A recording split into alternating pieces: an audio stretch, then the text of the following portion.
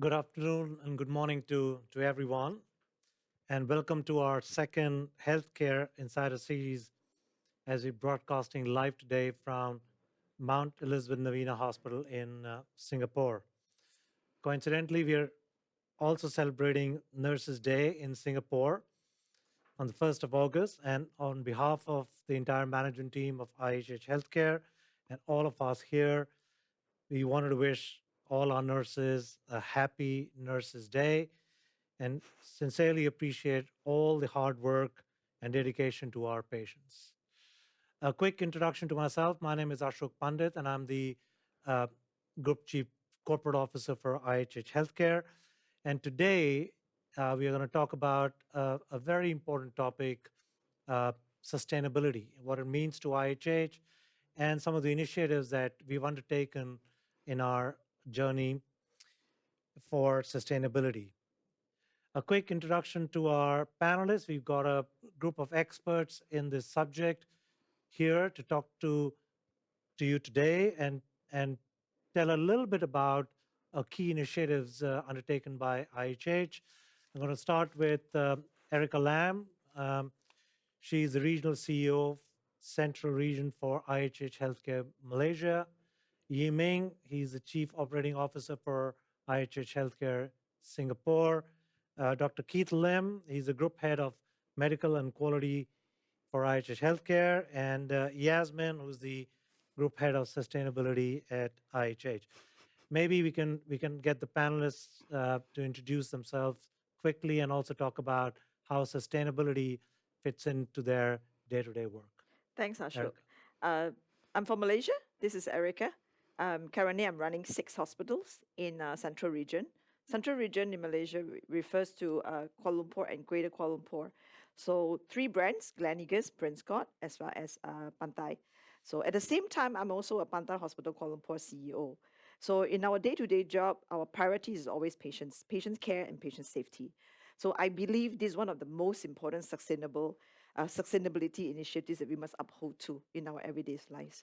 Of course, my job and my role is to bring the greatest synergy among these 6 hospitals to achieve business objectives as well as to meet the patient's demand and to uphold to patient care.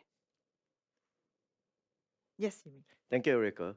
Hi, everyone. My name is Yiming. I'm the Chief Operating Officer of IHH Singapore. Concurrently, I'm also the Chief Executive Officer of Mount Elizabeth Hospital in Singapore.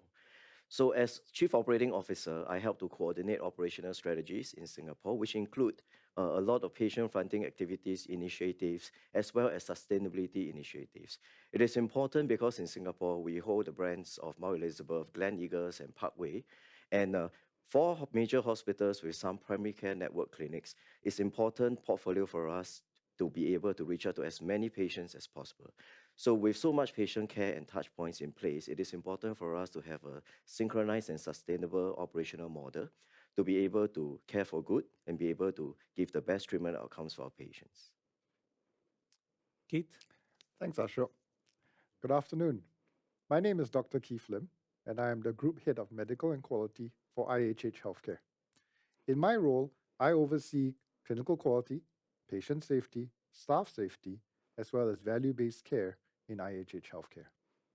The clinical side of IHH Healthcare plays a pivotal role in our sustainability mission.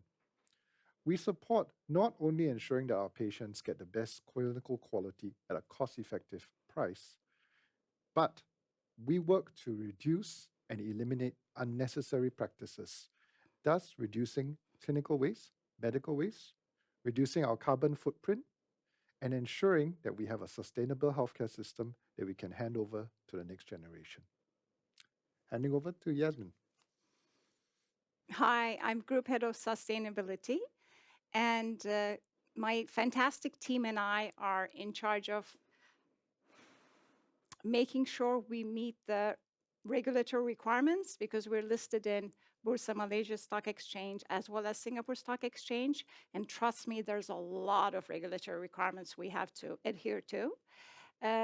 Fostering cultural change to make sure sustainability becomes part of our DNA and ensuring we have a very strong, robust governance structure is basically my role.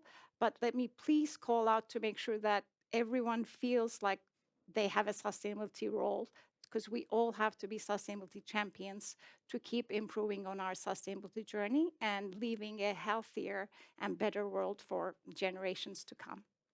Great, thank you. So today we're going to talk a little bit about overall approach that IHH has towards sustainability, our key initiatives around the 4 Ps. We'll also touch upon the governance aspect of sustainability, and then hopefully some good Q&A discussion to round up the session today. So Yasmin, why don't I start with you as Group Head of Sustainability. Tell us about how does IHH approach sustainability? Okay, let's set one thing straight.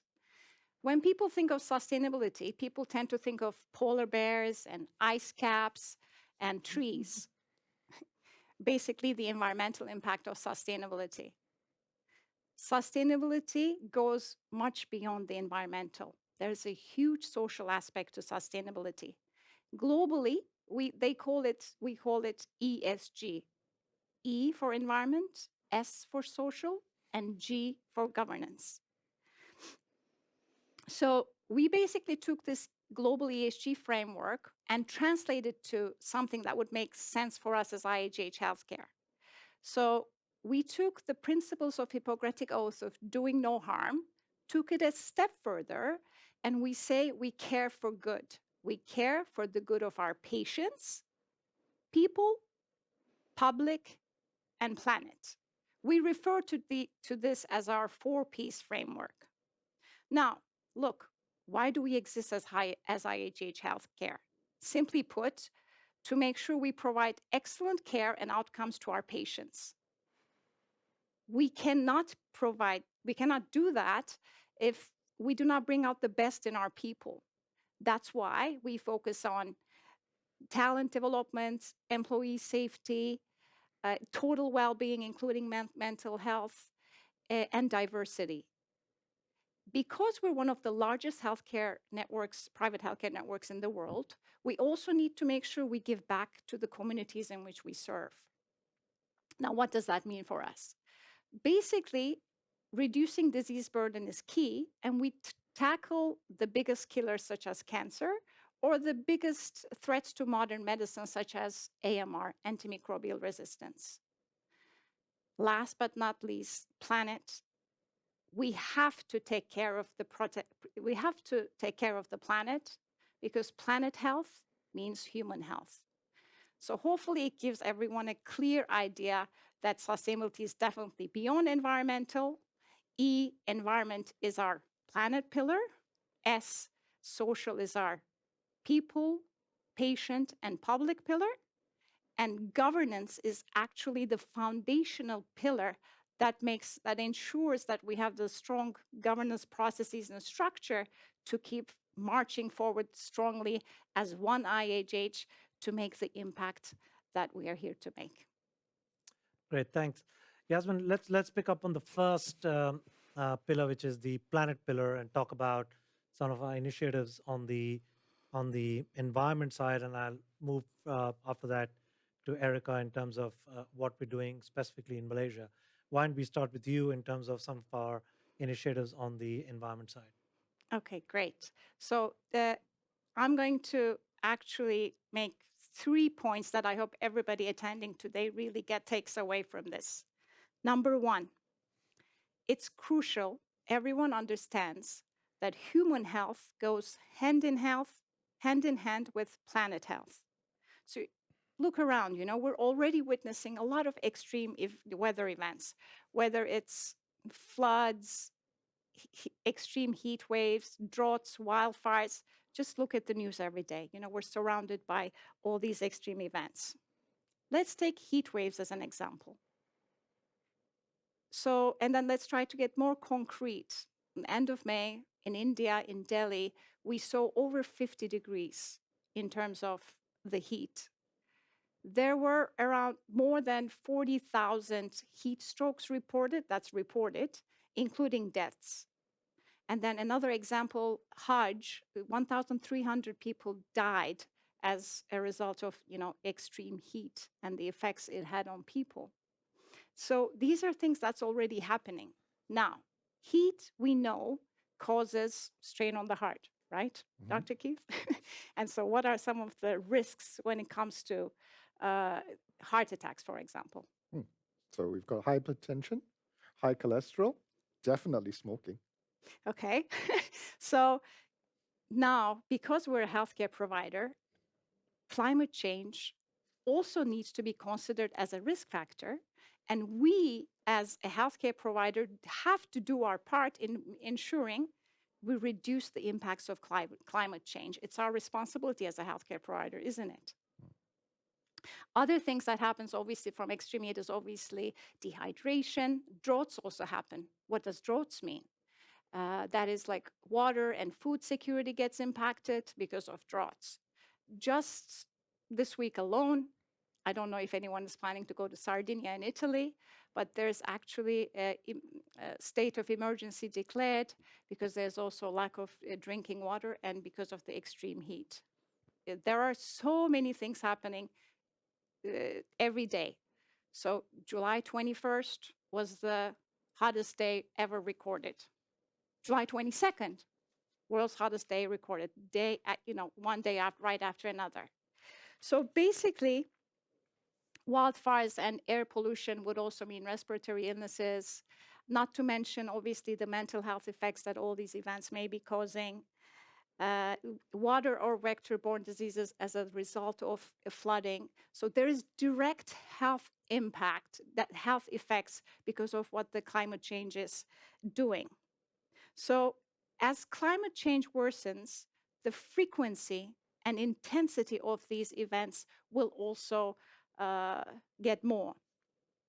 So we have to make sure we do our part as healthcare industry and as IHH Healthcare to make sure we reduce the impacts of climate change as much as we can, doing our part in mitigating and adapting, and be the loudest speaker to make sure that human health becomes the face of climate change and not just the polar bears and the ice caps that I've been referring to.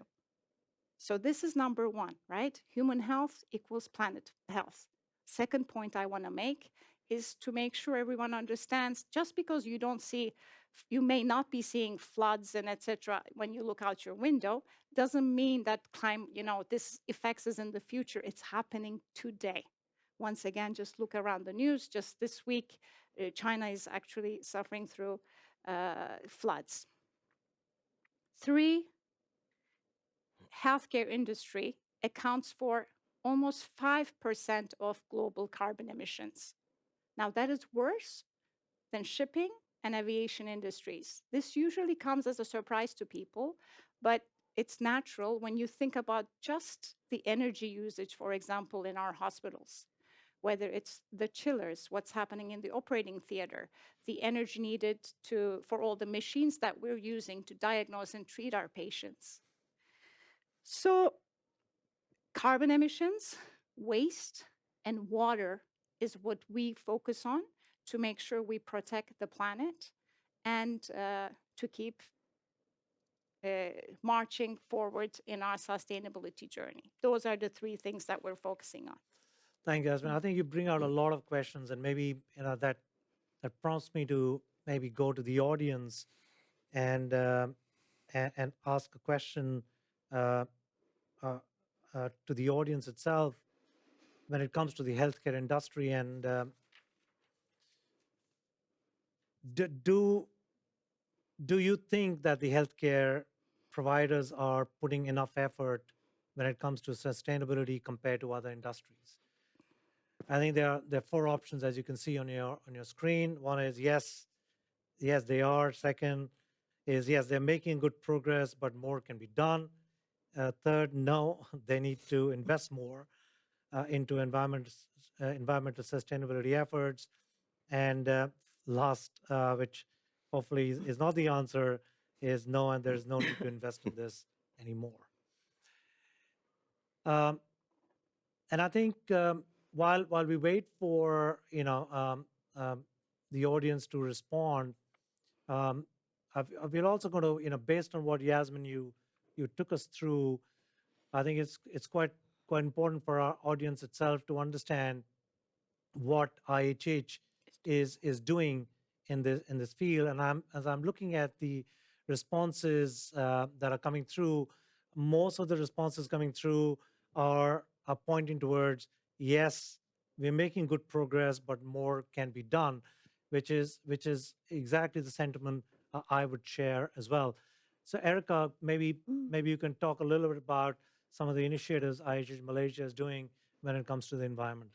IHH Malaysia, we have 17 hospitals. So we have started a journey of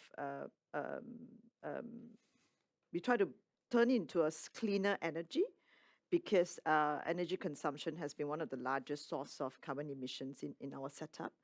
So what have we done is, since last year, we started to install solar panel. We are in the midst of right now transition into moving to a solar panel embedded into our operations.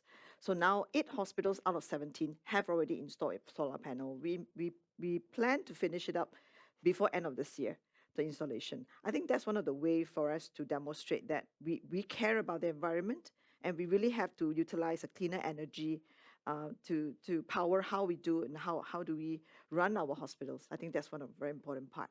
Apart from solar energy, we also feel that there are many other things that we could do in our operation setup. Like, for example, recently we also started to educate and socialize the ideas with our anesthesiologist, because one of the anesthetic drugs, that's if I name it correctly, called desflurane. It has its own valid usage, clinical use on the patients, but somehow through some statistics realized that this particular gas actually emits 2,500 times more warming effect than a carbon dioxide. So that's how spark our discussions to discuss with our doctors.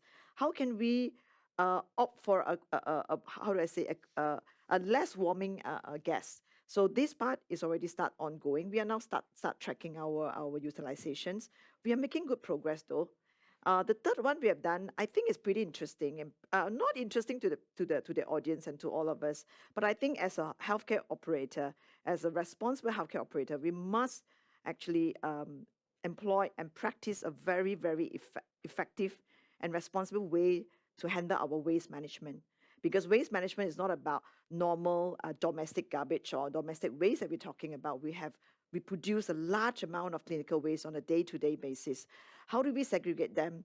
Who are we sending to handle it properly by not affecting the environment? I think these are the things that we have deployed in IHH Malaysia. We actually engage Quality Alarm, Senviro, and all that to support these initiatives in Malaysia. Yeah. Thanks, Erica. I think it's good to know that there are several initiatives that we are taking across in IHH Malaysia, and hopefully across the other parts of IHH Healthcare as well. Moving from planet to patients, and I think one of the key initiatives that we've undertaken is AMR, and I think maybe I'll start with you, Keith, in terms of maybe you can explain a little bit more about our initiatives around AMR, and maybe Keith, moving from you to Yiming to talk about practical challenges as we are implementing some of our plans in a market like Singapore. Keith? Thanks, Ashok. So maybe I'll begin by talking about what actually is AMR. So AMR is a situation that occurs when a patient gets infected by an organism. It could be a bacterial, a virus, or a fungus that is resistant to our existing antibiotics, antifungals, or antivirals. Now, this is a dangerous situation because we've got no way of treating this patient because there are no medications that would work on such a patient. And this is becoming more acute over the last 2 decades because there have been very few new drugs being released into the market which have shown to be effective against these new organisms which are out there. And why did this begin? Most of the time, this began because of irresponsible utilizations of antibiotics, antifungals, and antivirals. So this is acutely important to IHH, where we, as Yasmin said, we are one of the largest healthcare operators in the world. We see millions of patients each year, and more than half of them would require antibiotics or antifungals. So if we do not steward these drugs properly, we are going to promote the rise of these resistant organisms, leading to more deaths around the world. And in fact, even today, deaths due to antimicrobial resistance have eclipsed the number of deaths due to the COVID-19 virus. So this is a major problem that we need to tackle. And as a healthcare provider, this is really our ambit to ensure that we really address this issue. So to do that, as a group, we have decided that all our hospitals throughout the entire group have to adhere to the international standards set by the CDC and the WHO with regarding the responsible use of antibiotics, antivirals, and so on and so forth. We have implemented this in 3 phases, and we're now into our 3rd phase.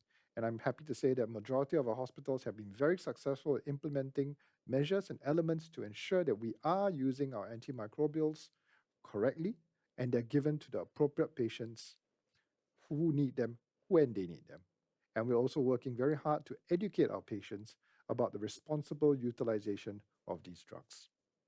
Perhaps I'll hand over to Yiming to share more what's the challenges and how it's worked on the ground. Yes, thanks, Keith. Perhaps I think I should start by sharing the context of why antimicrobial AMR is important in a healthcare organization like IHH. In Singapore, we have and we operate 4 major hospitals, right? And within these 4 hospitals, we have over 1,700 doctors who are accredited to us. So you can imagine the amount of patient interaction, the amount of antibiotics that can be prescribed on a daily basis through these 1,700 doctors. In addition, if you put in the over hundreds of surgical procedures that we do on a daily basis within the hospitals, that kind of stack up the opportunities where antibiotics can also be prescribed. Therefore, in that context, it's important for us to have the governance structure within Singapore. And in IHH SG, we do have an AMR Stewardship Committee, chaired by one of our leading infectious disease physician, and staffed by pharmacists, nurses, administrators, and doctors who are able to contribute and play a role in the definition of the guidelines, the sustaining of the initiatives to ensure that all these efforts on the ground are actually measured, watched over, audited, and of course, find many ways to reach out to more doctors along the way. I just want to share that this is not a once hit and go kind of initiative. AMR framework is actually a journey, and in my opinion, it's a continuous journey, and it may take some time. In Singapore, we started on specific specialties, for example, the surgical areas as well as the ONG. And we started measuring some compliance levels since 2022. And I'm proud to say that in the surgical use of antibiotics prophylaxis in Singapore, we have actually improved from something like over 20% to 49% within 2 years. And then you bring it forward to the ONG community, as we look at how the ONG physicians are prescribing antibiotics by the choice of antibiotics, there's also an improvement from about 50% to close to 70%. So it is a journey, and we hope that through all our engagement with the doctors, which we do on a regular basis, the culture and the awareness of the AMR can be spread and sustained in a longer basis. I should also mention that in IHH Singapore, we are also unique in the sense that we do operate a primary care network of clinics. These clinics are based within the community in the Singapore population. So in 1 year, we see over 500,000 population where doctors, primary care physicians interact with patients on treatment plans for chronic disease management as well as preventive healthcare.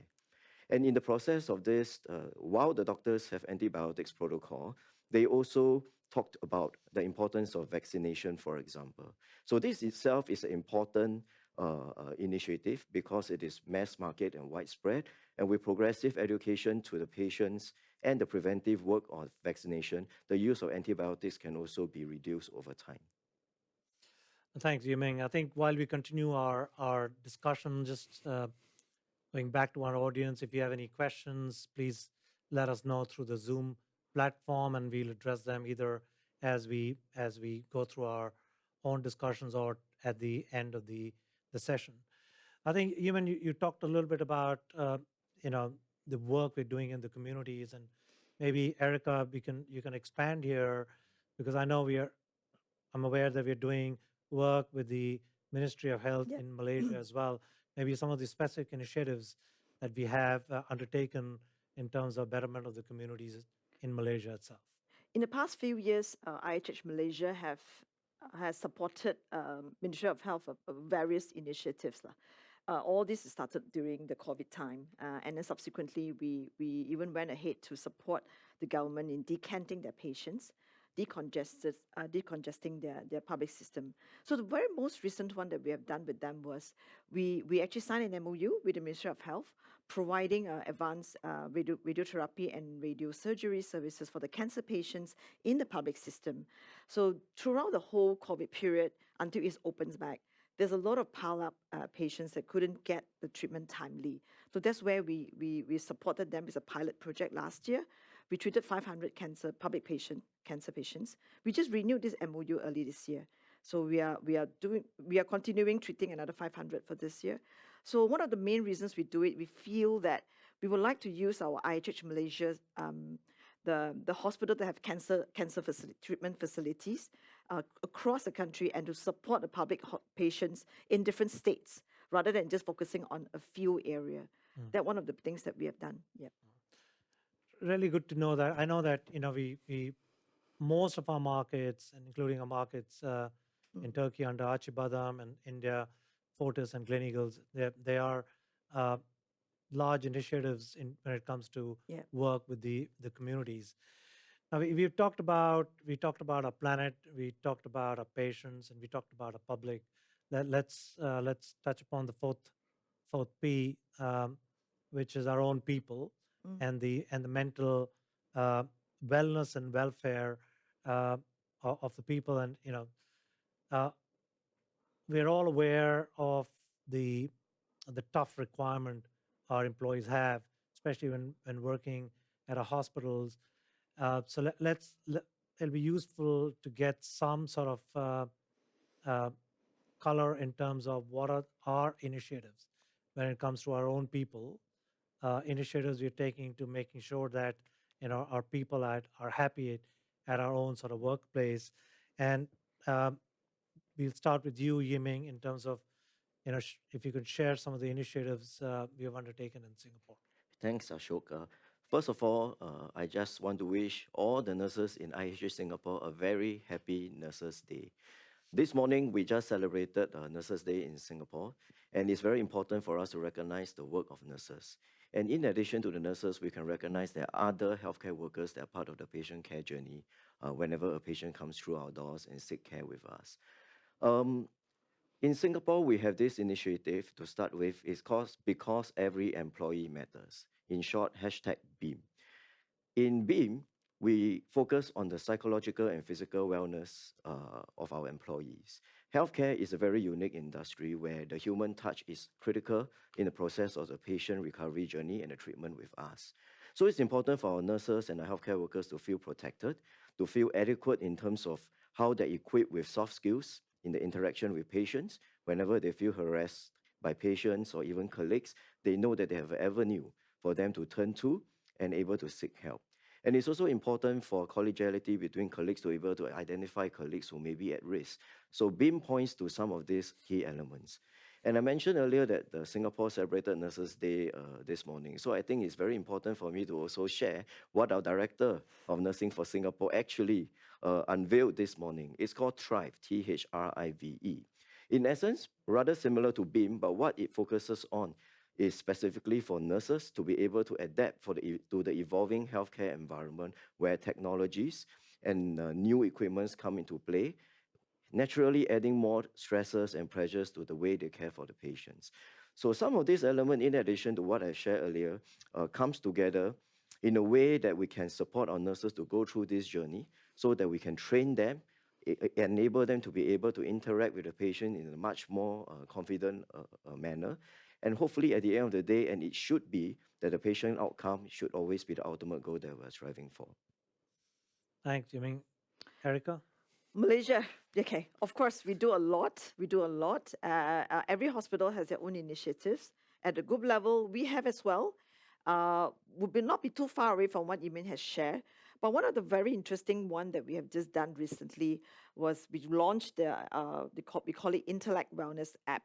So this app is available for download for all our employees in the entire IHH Malaysia. So what it means, this app for, this is an app actually to promote self-support and self-care, and is an app that provides telehealth, coaching, and even on the clinical therapies can be provided to one-to-one basis.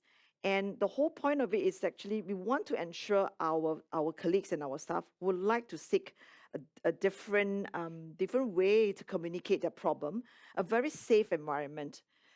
So we just going to launch it to even to our doctors. We believe that not just nurses and our healthcare workers require help, doctors too. This is something that we just done just last week. Good to know that. I think looking at some of the questions that are coming through from the audience, and I think the first question which I'm going to ask all our panelists to comment on, which is quite a critical sort of a point, and something which is debated and discussed at length within our organization. And the question is, how do you ensure fair pricing and patients are not overtreated in your hospital? So I'm going to start with Keith, you first, and then we'll go across the panel. Thanks, Ashok. Yep, and this is really a very big question that everybody is now struggling with because, as we all know, healthcare costs around the world is increasing, and it's becoming one of the greatest financial burdens, not only on patients, but on healthcare systems, payers, and providers. So I think we have to go back to what is a fundamental point is value. Are we providing value? And those of you who are in Malaysia, you've heard your Malaysian health minister talking about this recently. It's been something which has been very strong in Singapore over the last decade. And around the world, a lot of healthcare systems are saying we have to look at value.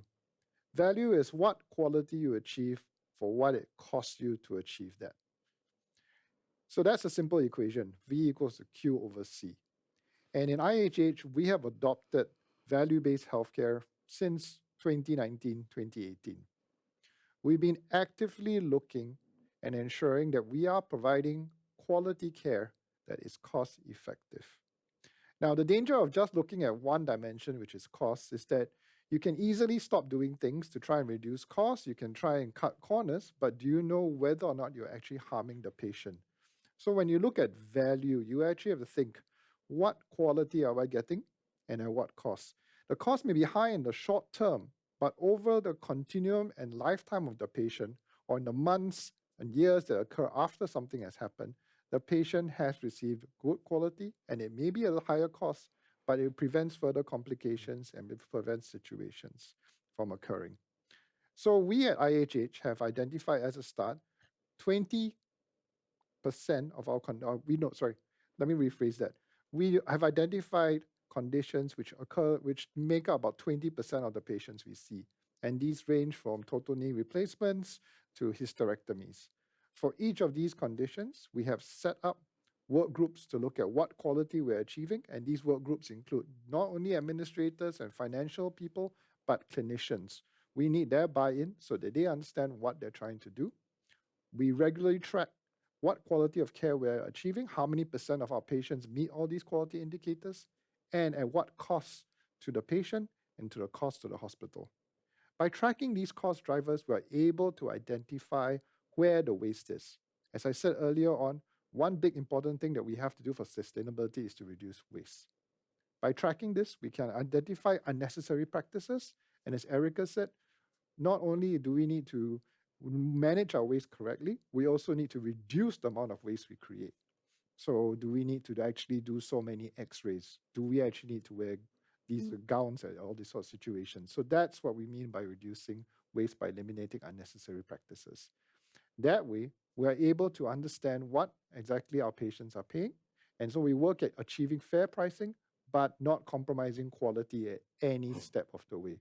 And so that is how IHH has been addressing value-based care. And I'm glad to see that not only has this taken root in Singapore, it has also taken root in Malaysia, where this has become a very interesting topic and something that the Malaysian Health Ministry wants to institute in all hospitals across Malaysia. Thanks, Keith. Maybe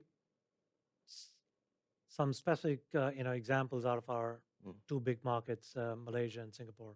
Do you want to go first? Yeah, Erica, please. In Malaysia, recently our Minister of Health have also been quite supportive of outcome-based care. I think what he believes that gone were the days that we're just looking at cost per se. So many a times that our perception is when we look at fair pricing, we all think that it's lower cost. Technically speaking, is exactly what Kit has been talking. Is of the value of it. So after interactions with from the IHH group initiatives down to on the ground, so we truly believe in value-based outcome pricing. That's number one. Another part of things that we have done is to how do we actually instill this trust from our patients, because they are the one who receive the cost, right? They see the bills. So the very fairly recently initiative that we are still doing now, having some tractions, that is we try to streamline our number of charge codes that is going to impose onto the patient. Because in the past, we have been very transparent. We list out every little things that we do onto the patient. But I think the era has changed. What the patients are looking at is value. So we need to clean up this particular part of it so that the patients will know that, oh, my value doesn't come from these line items, it's coming from the overall experience that I receive in your hospital, including recovery and in not just now, but in the middle term and in the long term. Yiming, anything to add? Yes. I will take it from two perspectives, one from an operational perspective and one from a clinical outcome perspective. I think when we look at what is the price patients are paying and what goes into the pricing of a service, a lot of it is actually healthcare operational costs, including staff costs and what we use in the process of treating a patient. So going back to the topic of sustainability, and one of the key pillars is how we use energy. Energy cost is increasing, and if we are not careful, even infrastructurally, two parts. If we just replace our chillers and cooling towers, for example, and it gives us efficiency in use of energy, and it gives us, say, a reduction of energy cost of 15 to 20%. What we're really effective doing here is try to safeguard some of these cost transference to the patients. If we do enough of that, patient costs or price of service can be sustained in a certain way, in a much more manageable way, and then we start looking for pockets of initiatives in a sustainability framework to continue this journey, to continue to sustain the price so that there's no escalation in operational costs. So that's one. In a practical sense, what does value-driven outcome means? And Keith talked about total knee replacement. I'll just put it across from how a patient would perceive this. What value-driven outcome in the total knee replacement perspective means that if the clinical pathway says that the average length of stay is 3 to 4 days, right? What it means is there's transparency, there's predictability, even from a pricing and point of view of what the patient can expect to pay when they come for a total knee replacement. What it also means from a governance point of view is if an average length of stay for a particular doctor is, say, 7 days, then there is also reason for us to go and have a look at that treatment process and see where the variability or the deviation is.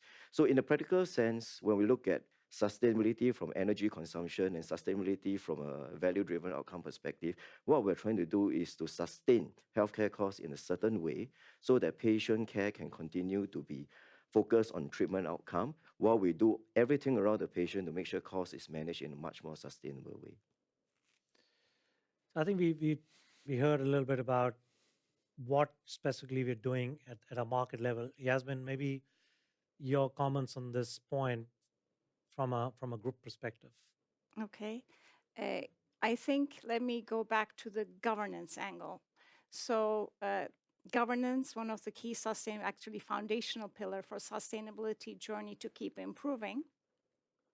From governance perspective, let's take VDO. We have a group balance scorecard and sustainability initiatives across our 4 Ps and the goals that we have set. are reflected in this group balance scorecard. So each country, whether it's across clinical indicators or anesthetic gases, Erica, you were talking about. So each of our pillars and the specific goals we have set are there. So, and everybody is basically accountable to make sure that we achieve those goals. So and that, I guess, is the angle that I take, because if we don't have the governance structure at group level, and again, because we gave the VDO, value-driven outcomes example, there's a strong governance structure with that alone as well. I know that Keith holds clinical quality indicators every is it 2 weeks?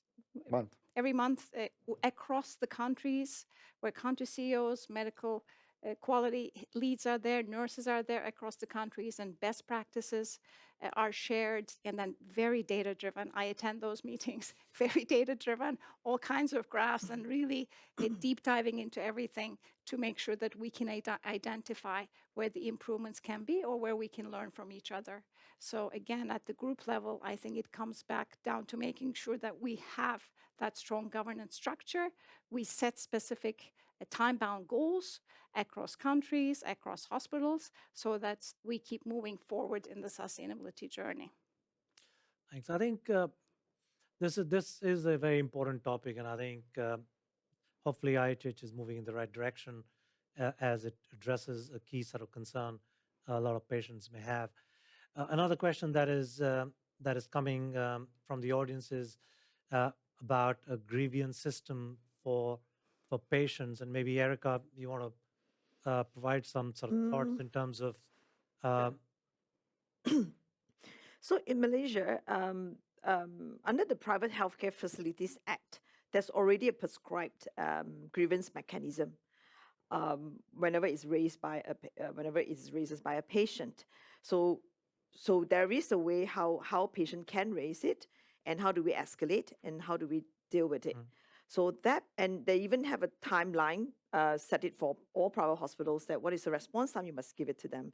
But of course, being one of the top private hospitals in the country, I mean, as a healthcare group, our grievance mechanism system in a hospital level, it's very, very robust. So we have a team to manage the patient's response in terms of their, whether it is about the services, waiting time, or even to a certain extent, they're not happy with the treatment plans.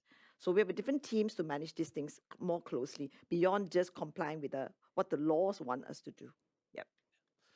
Great. So I think we've covered today in our, given some flavor to our audience around the work we are doing around our 4Ps. But I think, Yasmin, like you said, one key element of this is governance itself. So let's talk a little bit about governance, and how do you make sure, that we are, as a healthcare leader, right at the forefront of setting the standards, and how do you also make sure that the organization itself is committed to this effort and journey? Yeah, it's definitely not easy, but I think for any company to be successful in their sustainability journey, you cannot move forward if it doesn't start at the top. So I'm very happy to say that both our board and our leadership is very committed to making sure we keep moving forward in our sustainability journey. But equally important is to make sure that we have all the systems in place to make sure that things also come bottom up as well. And I'm sure, every week through our intranet, we can see all the great things that's coming, all the great ideas that's coming from our employees themselves as well. So we have sustainability stewardship teams that we've set at country levels, by the way, to make sure that there's also the next generation represented, because in that sustainability stewardship team from diversity perspective. Then sustainability stewardship team, we also all get together in the sustainability committee. We have meetings every quarter where, country CEOs, group heads such as Keith, obviously, all leadership is there where we discuss things like what are the latest trends? Where are we against our goals? What are the challenges we're facing? How can we overcome these challenges? What are best practices? So there's a lot that is being discussed, as we give updates on what's happening, whether it's us, healthcare industry, or other industries in general as well. And then what gets discussed gets filtered up to our risk management committee, which then gets into the board as well. But it's all the strategy, goals, KPIs, as I was mentioning, this group balance scorecard and also country level balance scorecards. It actually impacts everyone's own individual KPIs and bonuses. So from accountability, remuneration, strategy, goal setting, and actually making sure the action plans are implemented, we have a whole governance structure to make sure that we keep moving forward. Right. I think specifically when it comes to clinical and patient governance, Keith, you want to share how it works within IHH? Sure. Thanks, Ashok. So the vision of IHH is to be the most trusted healthcare system in the world. In an ideal world, we would love our aim is that regardless of whether you go to a hospital in India, Malaysia, or Turkey, you receive the same high-level clinical care, and that is both safe and effective. In order to achieve this, we've set up a very strong clinical governance framework within IHH. Now, most of you are familiar with corporate governance. Clinical governance is no different. It looks into risk aspects, the effectiveness aspects of what you're doing. It covers audits. And we have established that in all our hospitals, from the hospital level to the country level to here at the group level. In order to achieve our goal of being the most trusted healthcare system, we work very hard to ensure that our clinical standards are world-class. We have developed a series of clinical indicators and clinical standards that we have implemented across all our hospitals with benchmarks which are used against and are benchmarked against international standards. We regularly review this, as Yasmin said, on a monthly basis. We get all our clinical leaders, our CEOs, and a head of our clinical governances together, and we go through all our data. We identify gaps, and we work together to share best practices across the group. Whenever these gaps are identified, we then follow up through audits to ensure that they are closed with the goal of ensuring that our patients have received the high quality care that they expect and that we can reduce incidents that happen to our patients. We talked about grievances. We take incidents very seriously. Anytime there are major incidents in the IHH group level in the country level and the hospital level, this is surfaced all the way up to group, where we review this with the country leadership and our senior management all the way to the board so that we can understand what went wrong, have we fixed it, and can we prevent it from occurring again so that no other patient will experience what that happened in that particular case. And so that's our very strong governance structure. And it starts at the hospital, goes up to the country, and goes up to the group to ensure that we hopefully provide world-class outcomes to our patients. Thanks, Keith. I think that just coming back to some of the questions that have come from the audience, let me pick a few. Question number one is, I think, Yasmin, this is more for you. Given that sustainability gained prominence across various industries with ambitious long-term goals set for the next decade, how do you assess our progress in meeting intermediary milestones that are necessary to achieve larger objectives on time? So maybe you can talk a little bit about, what are our goals, where are we in terms of achieving those goals, and Yeah, sure. in terms of outlook, how do we look compared to the goals we've set? Yeah, great. Great question, by the way. First of all, the long-term goal we have set is we do have net zero commitment by 2050. So that's one of the goals we have set. But we also set midterm goals, which we set in 2022. So we set specific energy reduction, carbon reduction related goals. So as I was just alluding to, for example, so in our balance scorecard, so we have the mechanism to make sure that each country has the specific goals that has been set for them, and to try to make sure that that's achieved. Again, we share best practices, whether that's being done in terms of switching to renewables, replacing old equipment, and so forth. So we have the structure to make sure that these gets discussed, whether in sustainability committee meetings or through the sustainability stewardship team best practices. So and basically all the governance is in there. And when we hit 2025, we're going to go and say, okay, definitely we'll have 3 years of learning, and we're going to be setting our 2030 goals. Basically, end of next year, we'll be setting our 2030 goals. And of course, we're going to be very data-driven in that one, because we'll have at least 3 years of data to work off of. And we'll be setting our new carbon reduction plus waste and water goals accordingly as well, to keep improving on our sustainability journey, and specifically relating to planet, but we'll be setting different goals under patient pillar, public pillar, and people pillar as well. So basically that's the answer.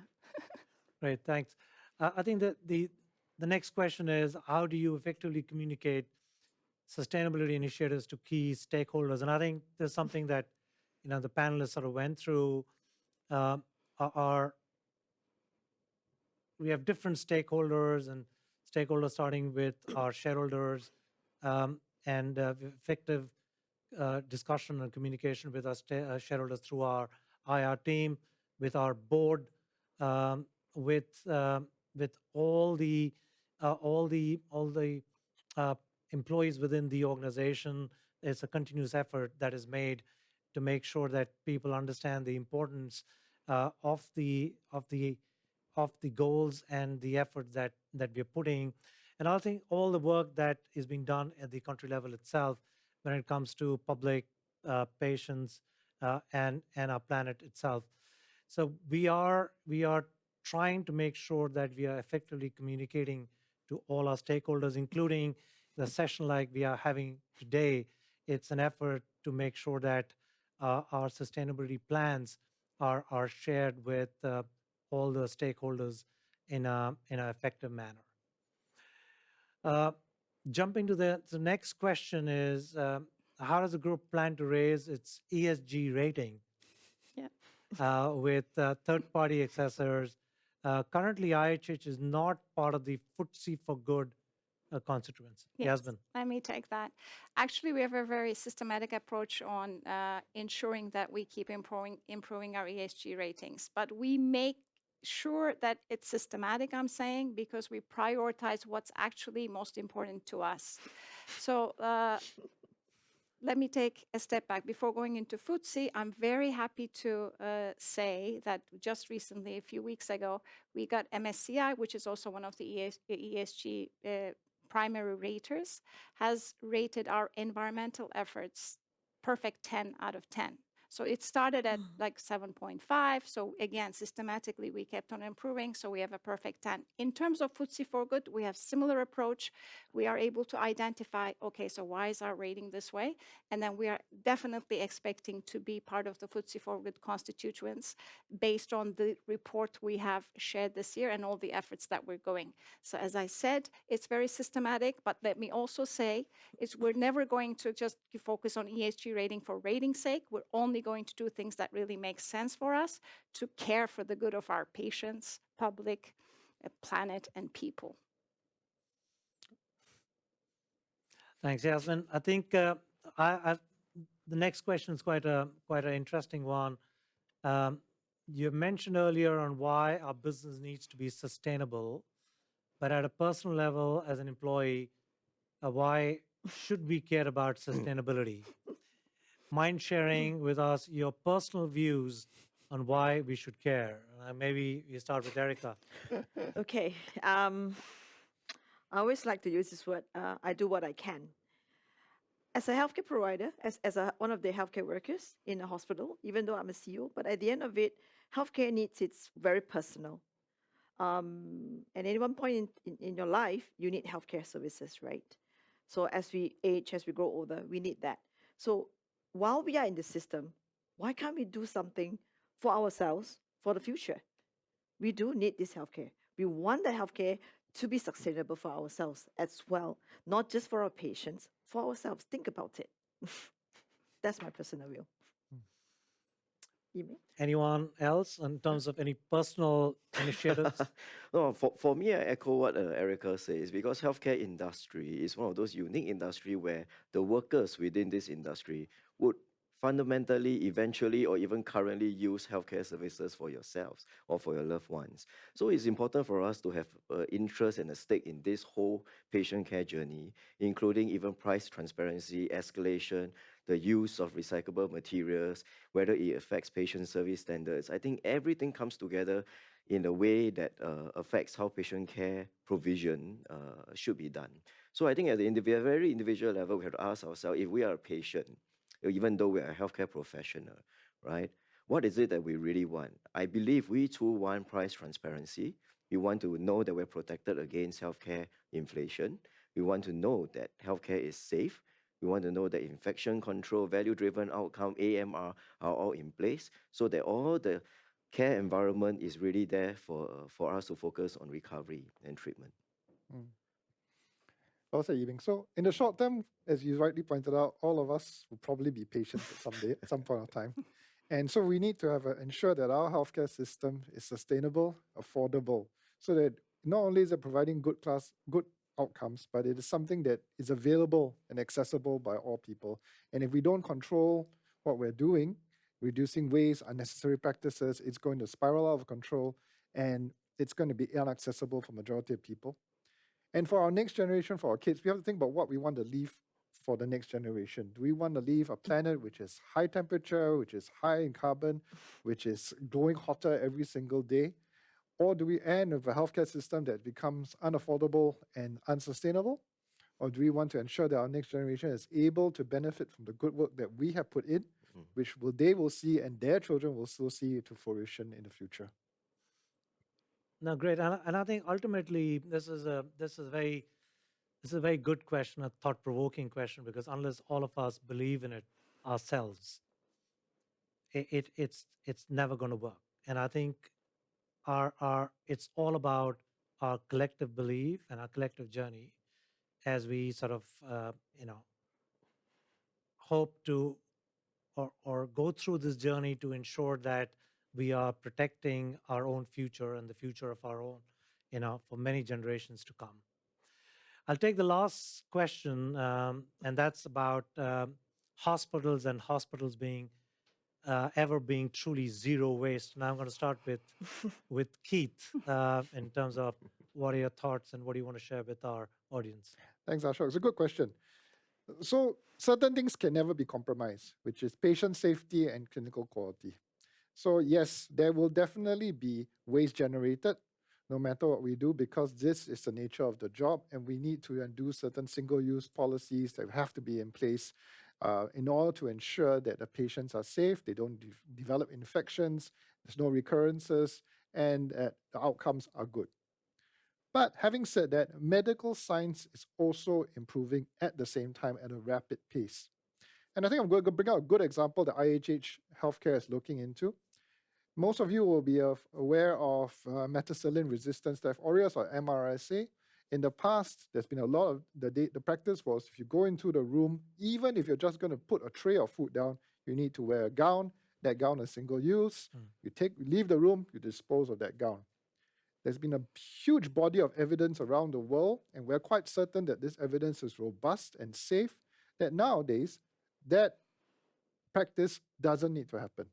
In many countries around the world, big countries like the States, they have realized that if you go into the room for just a short period of time, there's no bodily fluid contact, you don't have to wear those gowns.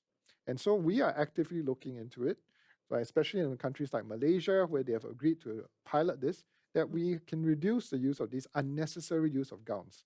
And that is going to reduce our carbon footprint, because these gowns generate a huge amount of waste, both in terms of cost to the patient as well as into the system, as in terms of carbon and disposal of these organs. So that's what I mean. As our medical knowledge improves, we have to change our practices to also understand what is necessary and what is unnecessary. And to address a specific example that was asked, we are looking at re-sterilizing single-use items. There are companies out there now which are able to certify that once the item is re-sterilized, it is as good and is as safe as a new item being used. And we are exploring this opportunity as well. That can also reduce cost to the patient and can allow the item not to be wasted just after a single use. So watch this space. We're actively working on that in all our countries, be it in Singapore and Malaysia as well. Great, thanks, Keith. And I think with that, we're coming to an end of our session today. I'd like to thank all our panelists for sharing their thoughts and views and insights on an important topic. I also wanted to thank all the participants who joined us today. Hopefully, this has been useful as we've shared our own sort of thoughts and views in our sustainability journey. Please let us know if you have any further questions. You can reach out to us via our investor relations team, or you can use the QR code to give any suggestions that you may have. Um, Also, just to let you know that the next session that we have in terms of our Healthcare Insider series would be on quality standards. So somewhat related in terms of some aspects being covered today, but more focused around clinical quality. With that, thank you once again for joining us today, and thank you, panelists, for Yeah. the insight. you, Ashok. Thank you. Thank you. Thank you Yeah. too, Ashok, for leading it so well.